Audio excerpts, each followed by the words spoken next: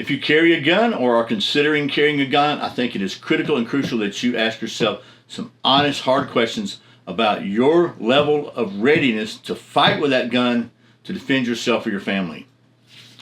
I think of all the face-to-face conversations I eventually had with James Yeager, the words of his that had the biggest impact on me by forcing me to ask myself that question were the words he ended every video with: "Your responsibility to be ready for the fight never ends." That one statement caused me to finally stop pretending that all the years I've been shooting guns for fun had been training me to be ready for the worst day of my life.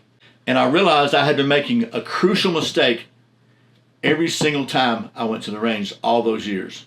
So I had to swallow my pride and admit that I had absolutely no rational basis for assuming that I was going to rise to the occasion. And that's what started my quest to do my best to make sure that if that horrible day does come, that I will have done my best to live up to my responsibility to be prepared, just like they say in the Boy Scouts. So in today's video, I'll share with you the mistake I was making and the steps I took to start correcting it. Maybe it'll help you. That's what's coming up next here on Survival on Purpose.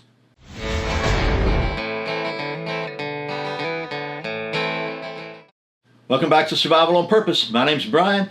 Thanks for joining me for today's video, where, as I said, we're going to talk about being honest and not making the same mistakes I did. But first, today's words of wisdom from the Bible. Today's wisdom is from Proverbs chapter 15, verse 31 in the NLT version. If you listen to constructive criticism, you will be at home among the wise. And a big thank you to my friends at XS Sights for being a channel sponsor. XS Sights are the only sights I trust my life to on any pistol that I carry, including the one I'm carrying right now. They're made in the USA. They're the fastest sights in any light. And I've said it before, I was a paying customer for XS Sights literally for years. And they reached out to me and said, "Can we be a sponsor for your channel?" And since I literally trust my life to their products, I have no hesitation whatsoever in recommending them. They are absolutely the best sights I've ever used, and I highly, highly encourage you to check them out. It's XS Sights, and if you use the coupon code SOP15 when you check out, well, you'll be glad you did. Okay, now, so I was going to tell you my mistake and the steps I took to correct it. So let's talk about my mistake first. And I've got some notes here so I can try to stay in the lane here and not go crazy. So my mistake was, in a nutshell, confusing practicing with training. I told myself all those rounds I had shot over all those years for fun was preparing me and was training me to be ready to defend myself and my family at the highest level. Honestly, it didn't make any sense to me to pay somebody to teach me to shoot. I've been doing that for years, and as they say, practice makes perfect. And that's what I was doing, practicing. I wasn't training. Maybe it'll help to look at a couple of definitions. So here's a definition of training. Training, in this definition, says, is the deliberate, structured process of learning new skills or improving existing ones to achieve specific goals, often involving pushing limits and making fundamental changes. Practice is the repetitive execution of those learned skills to build consistency, muscle memory, neural pathways, what I call them, or automaticity, making performance instinctive and maintaining proficiency. I like the way James used to say it. Training is done under the watchful eye of a competent instructor, and practice is putting into practice what you have learned during training. I think that's a very good real-world definition of it, but I want to give you the textbook definition as well. Bottom line is simple. There is simply no substitution for face-to-face training and guidance under the watchful eye of a competent instructor, to paraphrase James again. I think it'd be helpful to our discussion to talk briefly about the 4 recognized levels of competency that we humans go through to achieve competency. And the first one is stage 1. That is unconscious incompetence or ignorance. And let me say, when you start throwing around the word incompetence, people think, oh, that's an insult. Look, I'm an extremely incompetent brain surgeon, so it's not an insult. It just means you don't have a level of proficiency and competency in whatever topic you're talking about. So in this case, unconscious incompetence or ignorance means that you don't know what you don't know, and you're unaware of your lack of skills. You just don't even know. So ignorance is not always bliss. And how do you get out of that? Well, you wake up. You be honest with yourself and realize that, wait a minute, I think I'm missing something here. My wake-up moment was the James Yeager video. maybe this video will be somebody's wake-up moment. I hope so. That's why I'm making it. So the next recognized level of competence is conscious incompetence, which means that now you're starting to know what you don't know. And you realize you got a lack of skill, and you'll start identifying some gaps in your knowledge.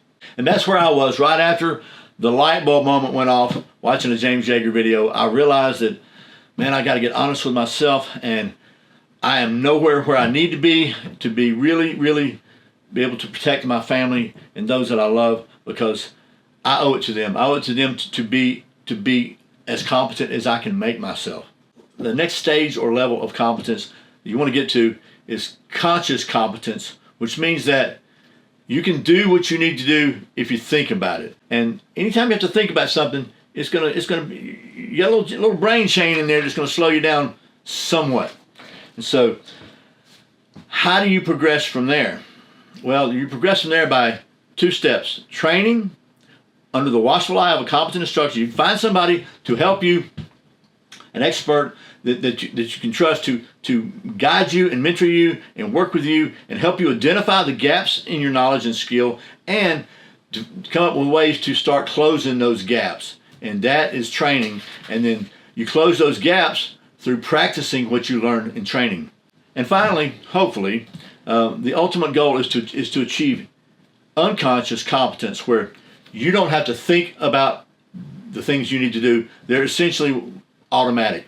You don't have to process them through your brain and go through a big OODA loop. They're automatic. And many of us have experienced that driving. If you've been driving for a long time, we've all had that moment when we kind of look up and realize, man, I don't even remember the last 20 miles or whatever it was. You didn't even think about them because your brain was somewhere else, but you were competently driving the car. That's unconscious competence, and that is the goal, especially in something like self-defense, because anything you have to think about it, there's going to be some sort of time lapse in there before it's an OODA loop. You got to observe, oh, this happened. You got to orient, you got to decide what to do, and you got to act. And the more unconsciously you can do that, the faster you're going to do it.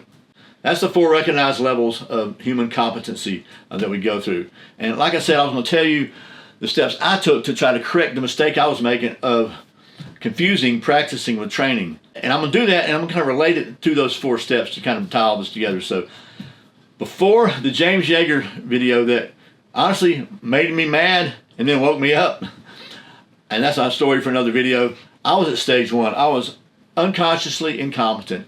That's when you're in denial. You just think you got everything figured out. You think that on the worst day of my life, on everything that is possibly the worst thing possibly could have gone wrong, everything is now going to start going right, and I'm going to be John Wick. That video that woke me up, when I woke up and realized, just ask myself those questions. Wait a minute, Brian, he made you mad, but he's right. You're not where you need to be. This is a big deal. Your family's life could be at stake. That's why you're carrying this thing. You owe it to your family. You owe it to yourself. You owe it to everybody around you to be as competent and safe as possible with that gun. So what's the next step? I bit the bullet and drove 5 hours to Camden, Tennessee to take the fighting pistol class from James Yeager and his team. And it was literally one of the best decisions I ever made in my life for a multitude of reasons. So at that point, I was smack in the middle of stage 2. I was discovering my gaps in competency and the things I need to work on that I didn't even know existed, and also learning some practices and some drills and things to do to start closing those gaps. So then, after the training was over, I went home and started practicing the things that I had learned in training. I started practicing the drills. I started doing dry practice and dry fire practice, and started doing the things that they showed me to do that were proven to help overcome and close those skill gaps. Now, after many, many hours and many rounds downrange, I am at level 3 of being consciously competent in some areas. I'm still struggling in others, and I'm actually, sometimes I even surprise myself and realize, wow, I just did that thing I needed to do and didn't even think about it. So maybe I'm hitting level 4 on some things and still struggling strongly with others.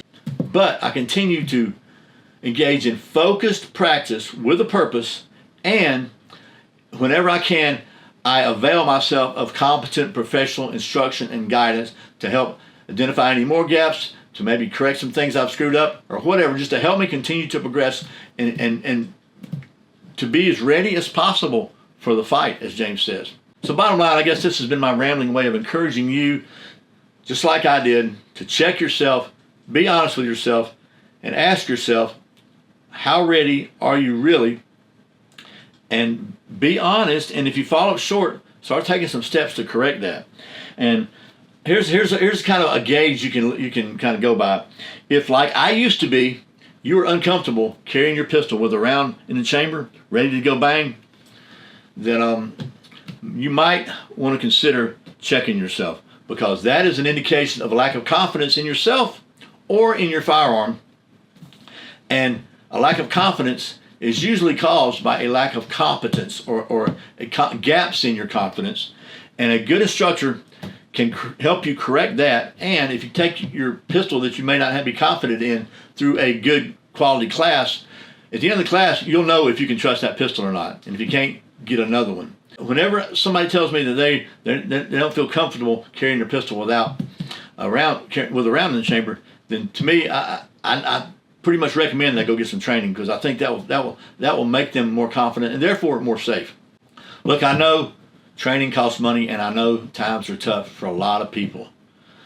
But if you are honest with yourself and you admit to yourself that you are not where you need to be in your level of competency and proficiency to be able to be the one that stands between your family and a determined, aggressive person that's out to hurt them, man, I highly encourage you to do whatever you can figure out to do to get some training. I'm not somebody that tells people to sell guns. I kind of cringe at the thought. But if you got a bunch of guns or several guns, it might be worthwhile at least considering, maybe sell a gun or two and get some training. It would be the best investment you could spend. If there's any way you can do it, I'm telling you, it will change your life. I took fighting pistol at Tactical Response, and it literally changed my life to the point where I took all my sons, my nephew, and my sort of stepson to Tactical Response fighting pistol, so that they could have the best chance they had to get started on preparing to protect themselves and their families as they grew up. So right now at Tactical Response, it costs $600 to take the fighting pistol class. It's a 2-day class, plus you got to buy your ammo, which is pretty cheap right now compared to some years.